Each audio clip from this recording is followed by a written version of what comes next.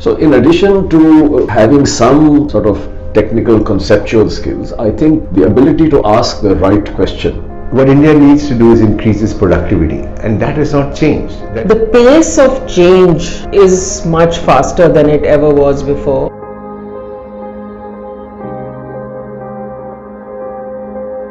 The ability to frame a situation properly, the ability to ask the right question, and then the ability to collaborate with others to co-create the answers, the ability to not accept limits very easily, to think alternatively, and from my side, the ability to drive positive change.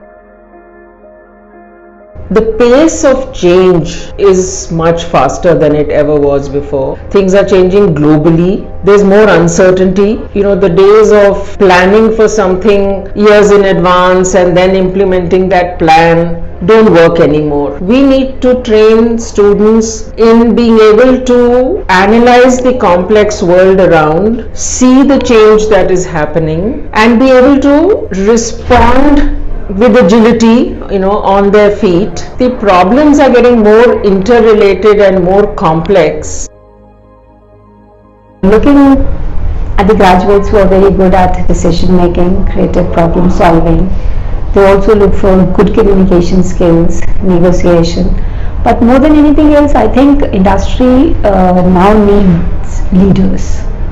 So one thing which I've very often heard from most of the HR practitioners is, Vinita, earlier we were coming to management schools to get good managers, but increasingly I think we need leaders, and which is how we look at it, that the managerial mindset can help you do the things in a more efficient way, but what needs to be done and how to be effective in doing that is something which a leadership concept addresses. So I've seen most of the HR managers really looking forward towards those qualities.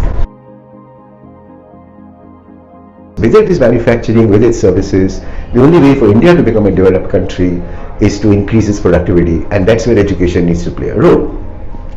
As far as the inputs into productivity are concerned, education and skills is of course a key part of it, but one of the things that at least I'm very concerned about, and it came up a lot for discussion, is what is the role of educators in shaping the lives of young people?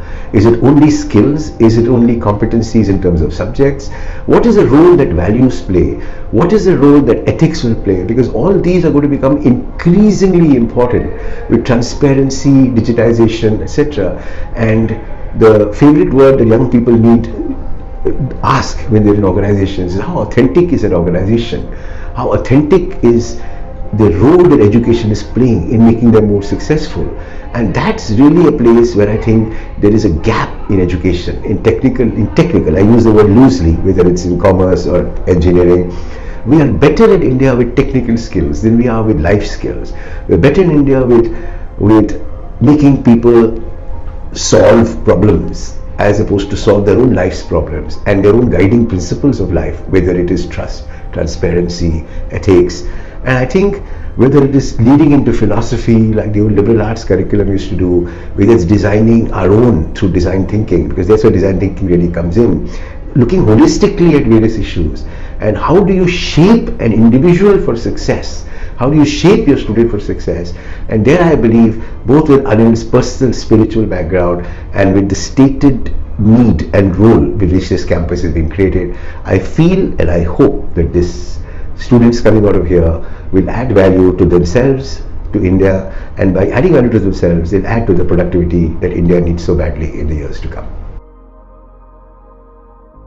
I think business schools also need to be more creative and more innovative in what they teach and how they teach.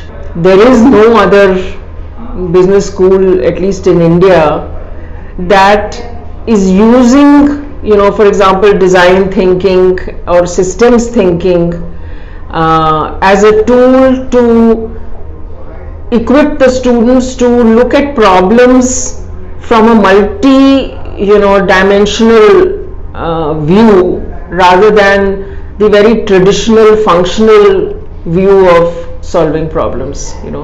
So I think other business schools need to do that as well.